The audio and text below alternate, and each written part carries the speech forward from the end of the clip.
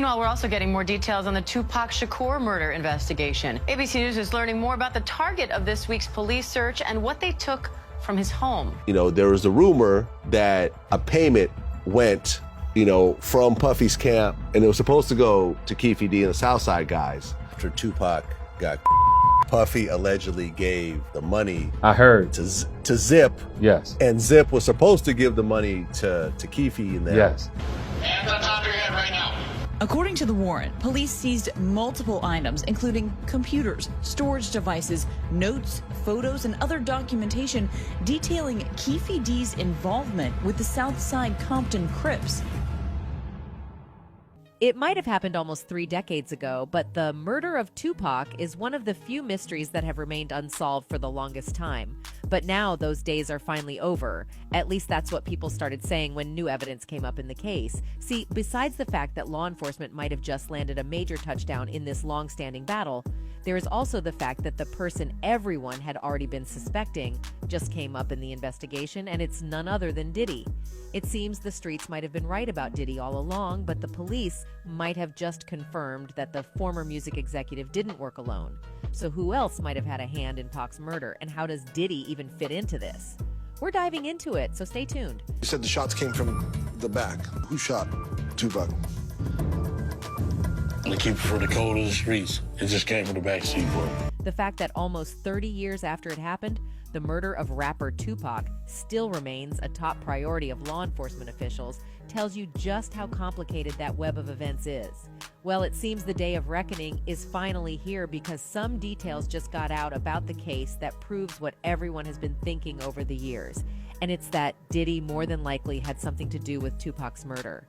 But the problem that's been on the table is that there wasn't really any evidence, which in turn made it difficult to point fingers. Law enforcement is charged with the duty of making sure that they get and arrest everyone that's connected with a crime. So if there is an accomplice that helped commit this murder, they still are looking for that person. Those days are over, as recent updates in the news have just revealed a breakthrough in the case, and somehow Diddy's name has come up directly in connection to the investigation update.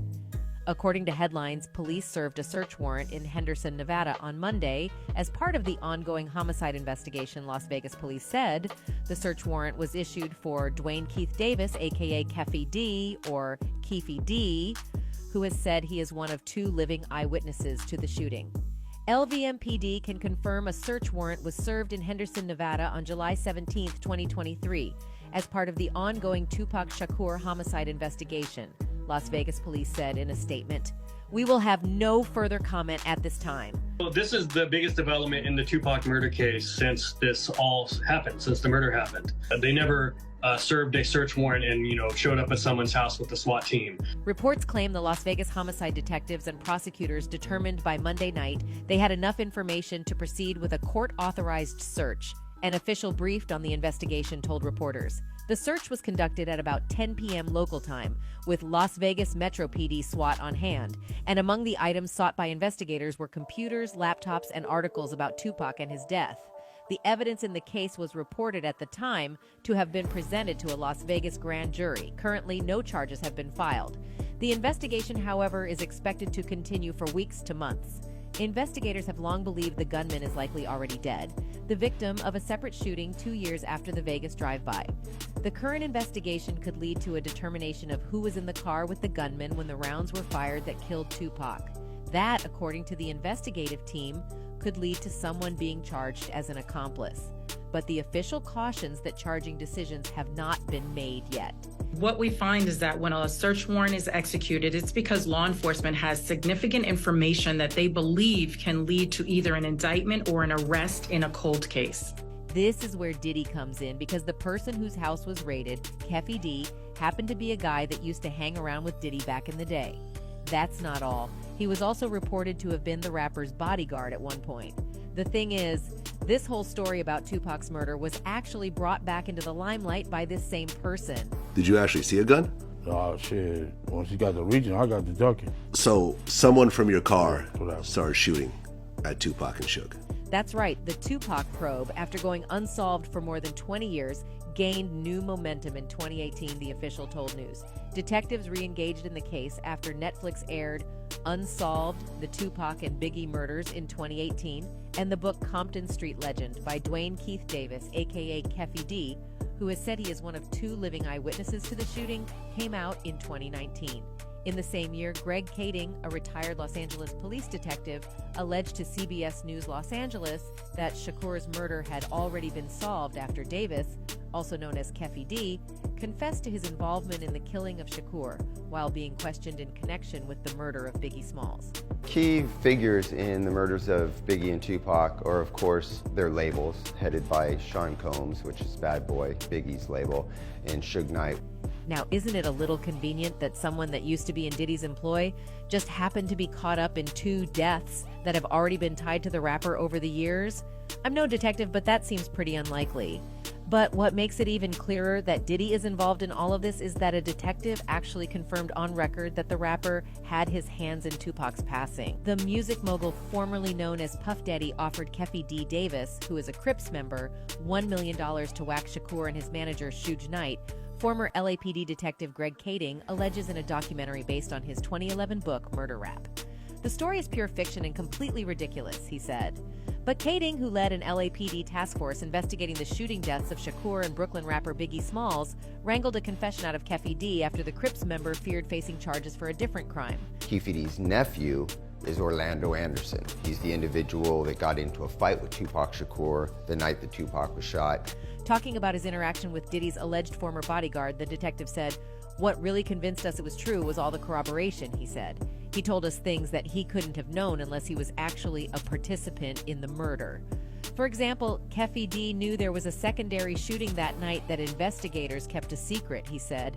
There was an engagement with one of the members of Tupac's entourage. That was very critical and placed him at the scene of the crime with investigative information not previously made public, Kading said.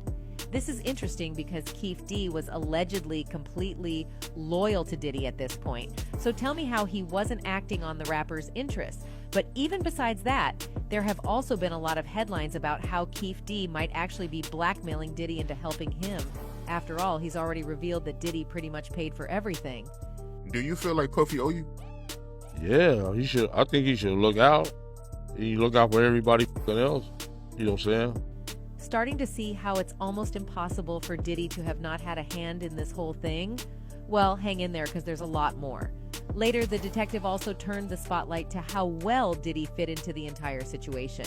He was in a precarious situation where Suge Knight was actively hunting him down. Suge held him responsible for the 1995 death of a friend in Atlanta. So there was this sense of desperation that Combs was working from, Kading claimed. He said after Shakur's death, a vengeful Knight shelled out $13,000 to his own hitman, Bloods member Wardell Poochie Faust, to kill Smalls, a close friend of Diddy's, as retaliation. The dilemma here is that the only way Diddy could have known Suge would come after him is if he found out the truth in one of the cracks on the wall. Tells you that if someone with as much street power and resources as Suge Knight was convinced Diddy was responsible for the killing of his artist, and Diddy in turn was scared for his life, then the rapper's hands are probably not as clean as most people have thought all this time. However, while many believe Suge might have been responsible for Diddy's artist getting shot soon after, the streets are saying that Diddy also had his hand in that pie. See, what makes it clear Suge wasn't involved in Biggie getting killed is that the death row executive had an airtight alibi. Diddy, on the other hand, had a different reality. Uncle Ron, another ex-bodyguard of Diddy's, literally confessed that Diddy paid him to take out Biggie. The bodyguard took to social media to expose Diddy for having paid him $30,000 to take out Biggie Small. At first, we all thought he was just a disgruntled former employee looking to make a quick buck. But it turns out there might have been more to it because another one of Diddy's former bodyguards confirmed foul play in the events that led up to Biggie's death. Diddy's former bodyguard, Eugene Gene Deal, has claimed that the notorious Big wasn't killed in a drive-by shooting and that his killer was instead waiting for him all night. The Juicy rapper, real name Christopher Wallace, was shot and killed in the early hours of March 9th, 1997 in Los Angeles, California. Wasn't no drive-by, the car was standing there at the corner, he said. The stories they tell is not truthful. And now people are sitting here believing. Deal added, wasn't no drive-by. Car was standing there at the corner. We talk about this shit all the time, bruh. Every Biggie movie that you see, they say it's a drive-by. When the witness tells you the car was stood right there at the corner, the car was probably there all night. This, coupled with the fact that Diddy's car, which was right in front of Biggie's when disaster struck, escaped unscathed while Biggie got sprayed with a barrage of bullets, makes a strong case for Diddy being involved in Biggie's death. Does it really seem far-fetched that he had Uncle Ron put a car in their path to carry out the hit? And if he did that, who's to say he didn't start this whole thing by killing Tupac in the beginning? While some still have doubts about Diddy's involvement, others are beyond convinced it goes even much deeper than just Diddy. One user wrote, "We live in racist country. Keith D said in 2012 Diddy offered him $1 million to kill Tupac. Puff makes an announcement he is starting the next Black Wall St, and the Gov raids Keith D home the day after Puffy announcement and 11 years after Keith D initially made the claim. This shadow Gov needs to be stopped." Maybe this is when the mogul finally slips up, but we'll see. That's it for today. Goodbye.